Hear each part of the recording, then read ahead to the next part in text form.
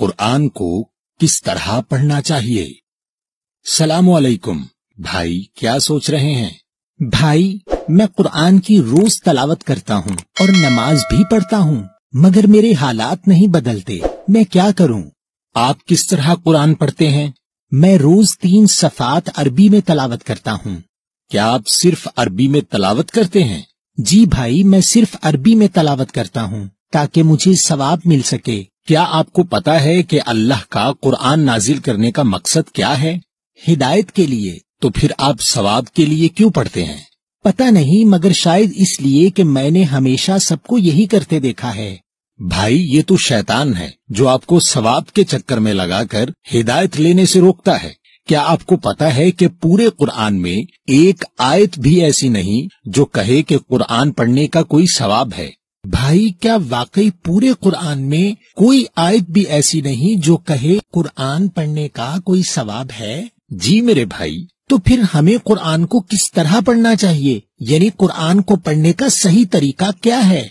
कुरान को पढ़ने का सही तरीका समझने के लिए आपको कुरान को पढ़ने का मकसद सामने रखना होगा। देखें, अल्लाह सूरा नंबर 38 और आयत नंबर 29 में कुरान पढ़ने का क्या मकसद बता रहे हैं। किताबुन अंज़लनाहु इलैका मुबारकुन लियद्दब्बरू आयातिही वलियतज़क्करू उलू अलअल्बाब। एक किताब हमने नाजिल की तेरी तरफ बरकत वाली, ताकि वो गौर करें इसकी आयतों में और वास्ते नसीहत के जिनके पास है अक्लो समझ। इस आयत में अल्लाह बता रहे हैं कि कुरान पढ़ने का मकसद होना चाहिए नसीहत हासिल करना, और नसीहत मिलेगी आयतों में गौर करने से। जी मेरे भाई, सूरह 3 की आयत 7 के मुताबिक कुरान में 2 तरह की आयात हैं, मुहकम आयात और मुतशाबिह आयात। तो मुहकम आयात यानी हुक्म वाली आयात वो हैं जिनसे आपको अपने आमाल के लिए नसीहत या हुक्म लेना है, और नसीहत लेने से मुराद ये है कि आप ये जानें कि आपकी जिम्मेदारियां क्या हैं, और वो क्या अमल हैं जो अल्लाह को पसंद हैं, और वो क्या अमल हैं जो अल्लाह को नापसंद हैं। इसी तरह आपको अपनी जिंदगी के मामलात कैसे तय करने हैं, मसलन मियाँ बीवी के हुकूक, वालदैन के हुकूक, कारोबार के तरीके, माल का खर्च और किरदारो अखलाक और दीगर अहकामात के बारे में जानना ही कुरान की मुहकम आयात से नसीहत हासिल करना है। या अल्लाह, मैंने तो कभी ऐसा सोचा ही नहीं कि हमें कुरान से इस किस्म की नसीहत लेनी है। और भाई, ये मुतशाबिहात वाली आयतों से क्या मुराद है? मुतशाबिह के मानी मिलती जुलती। अल्लाह ने इन आयात को सूरह 39 की आयत 23 में अहसन हदीस कहा है, और हदीस के मानी है वाकया। तो अल्लाह ने मुतशाबिहात वाली आयात इसलिए दी है कि हम इन आयात में दिए गए वाकयात को अपनी जात से मिलाकर देखें और अपने लिए नसीहत तलाश करें। देखें, अल्लाह सूरह नंबर 21 की आयत नंबर 10 में क्या कह रहे हैं। लक़द अंज़लना इलैकुम किताबन फीही ज़िक्रुकुम अफला ताकिलून। बेशक नाजिल की हमने तुम सब की तरफ एक किताब, बीच इसके तुम सबका जिक्र है, क्या नहीं तुम अक्ल लेते? इस आयत के मुताबिक तो अल्लाह की किताब में हमारा ही जिक्र है। जी भाई, तो इस आयत के मुताबिक हमें अल्लाह की किताब में अपना जिक्र तलाश करना है, यानी अल्लाह की किताब को कहानी की किताब नहीं समझना। यानी कुरान में मुतशाबिह आयात यानी अहसन हदीस पढ़ते हुए ये नहीं समझना कि अल्लाह ने हमें ये किताब माजी के किस्से पढ़ने के लिए दी है, बल्कि ये देखना है कि कुरान में लिखी इस बात का हमसे क्या ताल्लुक है। यानी जो गलती कुरान में बयान लोगों ने की, कहीं हम वही गलती दोहराकर उन्हीं लोगों में शामिल तो नहीं हो रहे। यानी जब कुरान में किसी कौम या लोगों का जिक्र आए तो उसको सिर्फ माजी का किस्सा न समझें, बल्कि अपनी जात से जोड़ें।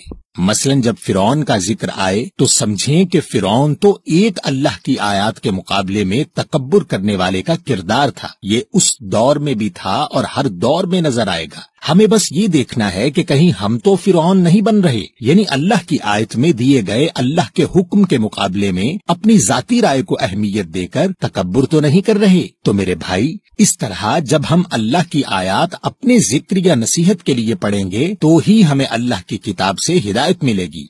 भाई, आपकी इस वजाहत के बाद तो मुझे कुरान समझने के लिए आसान लग रहा है, मगर लोग कहते हैं कि कुरान एक मुश्किल किताब है। भाई, ये तो शैतान है जो कुरान को मुश्किल किताब कहता है। देखें अल्लाह सूरह नंबर 54 की आयत 17 में क्या कह रहे हैं, वलक़द यस्सरना अल कुरआन लिज़िक्रि फहल मिन मुद्दकिर, और बेशक हमने आसान कर दिया कुरआन को नसीहत के लिए, फिर है कोई के समझे।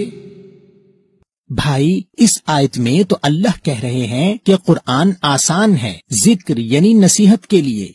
जी भाई, इस सूरह 54 की आयत 22, 32 और 40 में भी अल्लाह ने यही बात दोहराई है। तो अल्लाह ने एक ही सूरह में 4 दफा कहा कि कुरान आसान है नसीहत लेने के लिए, मगर बाज लोगों को शायद यकीन नहीं अल्लाह की बात पर कि वो कुरान को मुश्किल किताब कह देते हैं। और क्या आपको पता है कि कुरान में तकरीबन 5000 के करीब मुनफरिद लफ्ज हैं और सिर्फ 100 लफ्ज ऐसे हैं जो आधे कुरान को कवर करते हैं। यानी अगर आप सिर्फ 100 लफ्जों के मानी याद कर लें तो आपको आधे कुरान के मानी पता होंगे, और बकिया अल्फाज भी आप लफ्ज ब लफ्ज तर्जुमे वाले कुरान से पढ़कर थोड़े अरसे में पहचानने लगेंगे, और फिर आपकी सलात भी समझकर पढ़ने वाली सलात हो जाएगी।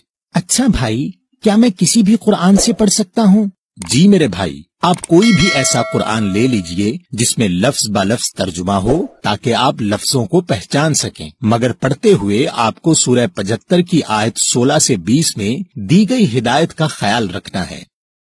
ला तुहर्रिक बिही लिसानका लिताजला बी इन्ना अलैना जम्अहू व कुरआना फइदा क़रअनाहू फत्तबि' कुरआना सुम्मा इन्ना अलैना बयाना कल्ला बल तुहिब्बूना अल आजिला, नहीं तुम हरकत दो इसके साथ अपनी जबान को जल्दी के लिए, इसके साथ बेशक हमारे जिम्मा है इसका जमा करना और पढ़ा देना, फिर जब हम इसको पढ़ाएं बस अमल करो इस पढ़ाए हुए पर, फिर बेशक हमारे जिम्मा है इसका बयान करना, हरगिज नहीं बल्कि तुम मोहब्बत करते हो जल्दी वाली से।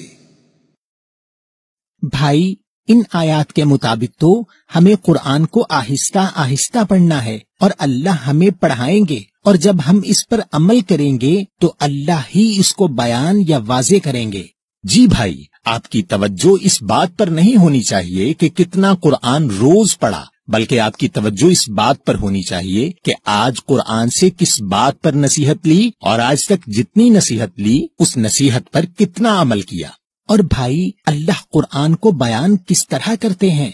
भाई, जब आप कुरान से नसीहत ले रहे होते हैं और आपके सामने उन अहकामात से जुड़ा कोई मामला आ जाता है तो अल्लाह कुरान से आपको न सिर्फ हक यानी सच बताते हैं, बल्कि इन आयात की बेहतरीन तफसीर भी कर देते हैं, और आप इंसानों की लिखी हुई तफसीर पढ़कर गुमराह होने से बच जाते हैं। देखें अल्लाह सूरह नंबर 25 की आयत नंबर 33 में क्या कह रहे हैं, वला यअतूनका बिमसलिन इल्ला जिनाका बिलहक्की व अहसना तफसीरा, और नहीं ये आते तेरे पास साथ किसी मिसाल के, मगर हम भेज देते हैं तेरे पास साथ सच्चाई के और बेहतरीन तफसीर।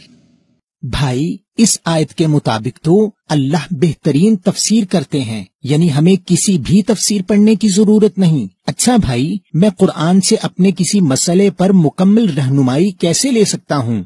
اللہ نے قرآن کو انسانی نفسیات کے مطابق رکھا ہے اور اسی بنیاد پر آپ کے اسکول کا طریقہ ہے. یعنی جب آپ اسکول جاتے ہیں تو پہلے انگلش کا پیریڈ ہوتا ہے، پھر اردو کا ہوتا ہے، پھر سائنس کا ہوتا ہے، پھر حساب کا ہوتا ہے. یعنی ہر تھوڑی دیر کے بعد موضوع بدل جاتا ہے تاکہ آپ بور نہ ہوں. تو ایک دن میں آپ تھوڑی سائنس، تھوڑا حساب، تھوڑی اردو وغیرہ سیکھتے ہیں، مگر جب امتحان کی تیاری کرتے ہیں تو ساری پڑھی ہوئی اردو ایک جگہ کرتے ہیں، ساری سائنس ایک جگہ کرتے ہیں اور دیگر تمام موضوع الگ الگ کر کے پڑھتے ہیں. اسی طرح قرآن میں ہر لفظ ایک موضوع ہے. مثلا طلاق کا لفظ قرآن میں سورہ بقرہ نمبر 2 اور سورۃ الحجرات نمبر 33 اور سورۃ الطلاق نمبر 65 میں آیا ہے. تو جب آپ کو طلاق کے موضوع کو سمجھنا ہے تو آپ کو ان تمام آیات کو اکٹھا کرنا ہوتا ہے اور پڑھنا ہوتا ہے. اس سے آپ کو پورا موضوع سمجھ میں آ جاتا ہے اور پھر کوئی آپ کو گمراہ نہیں کر سکتا، کیونکہ اگر کوئی شخص کوئی بات اپنے پاس سے کرے تو آپ کہیں گے کہ میں نے اس موضوع پر تمام آیات قرآن سے پڑھی ہیں، اور اگر آپ سچے ہیں تو قرآن سے ثابت کرو. تو اس طرح آپ گمراہ ہونے سے بچ جاتے ہیں. لیکن بھائی ہم اس طرح موضوع کے اوپر آیات کیسے ڈھونڈیں گے؟ بھائی یہ بہت آسان ہے. اب بازار میں ایسی کتابیں مل جاتی ہیں اور موبائل ایپ بھی دستیاب ہیں جو ہر لفظ کے اوپر تمام آیات دکھا دیتی ہیں، جو آپ کسی بھی لفظ با لفظ ترجمے والے قرآن سے پڑھ سکتے ہیں. اور بھائی قرآن پڑھنے کا بہترین وقت کیا ہے؟ آپ سورہ نمبر 73 کی آیت 1 سے 4 تک اور سورہ نمبر 17 آیت نمبر 78 دیکھیں. یا ایہا المزمل قمی اللیل الا قلیلا نصفہ اوی انقص منہ قلیلا او زد علیہ ورتلی القرآن ترتیلا. اے لپیٹنے والے، قیام کر رات کو مگر تھوڑا سا حصہ، اس کی آدھی 12 بجے، یا کم کر دو اس میں سے تھوڑا سا یا زیادہ، اس پر اور پڑھا کرو قرآن کو ٹھہر ٹھہر کر. اقیمی الصلاۃ لدلوک الشمس الی غسق اللیل وقرآن الفجر ان قرآن الفجر کان مشہودا. قائم کرو صلاۃ ڈھلنے سے سورج کے طرف اندھیرے رات کے، اور قرآن فجر کو، بے شک قرآن فجر کا ہے گواہی دیا گیا. بھائی اللہ نے قرآن پڑھنے کے 2 بہترین وقت بتائے ہیں. ایک جب رات ہو جائے تو پڑھیں، چاہے رات 12 بجے تک پڑھیں یا چاہیں تو تھوڑا کم یا تھوڑا زیادہ کر لیں، اور دوسرا فجر کا وقت. جی بھائی، ان دونوں اوقات میں آپ دنیاوی مصروفیات سے فارغ ہوتے ہیں اور اللہ کی کتاب کو توجہ سے پڑھ سکتے ہیں. اور یاد رکھیں کہ قرآن دنیا کی وہ واحد کتاب ہے جو آپ پر فرض ہے ہدایت کے لیے. دیکھیں اللہ آپ کو سورہ نمبر 28 اور آیت نمبر 85 میں کیا کہہ رہے ہیں. ان الذی فرض علیک القرآن لرادک الی معاد قل ربی اعلم من جاء بالہدی ومن ہوا فی ضلال مبین. بے شک جس نے فرض کیا تم پر قرآن، وہ تمہیں پھیر لائے گا طرف منزل کے. کہہ دو میرا رب جانتا ہے کون آیا ساتھ ہدایت کے اور کون ہے جو بیچ گمراہی میں واضح. بھائی آپ کا بہت شکریہ کہ آپ نے بتایا کہ قرآن ہم پر فرض ہے ہدایت لینے کے لیے، اور ہمیں ہدایت تب ملے گی جب ہم آیات کو آہستہ آہستہ اور اپنی ذات سے جوڑ کر نصیحت لینے کے لیے پڑھیں گے کسی بھی لفظ با لفظ ترجمے والے قرآن سے. تو پھر ہمیں علم دینا اللہ کی ذمہ داری ہے اور ہمیں ملی ہوئی نصیحت پر عمل کرنا ہے. جی میرے بھائی، اب آپ اس پیغام سے دوسروں کی آگاہی کے لیے اس کو شیئر بھی کر دیجئے گا.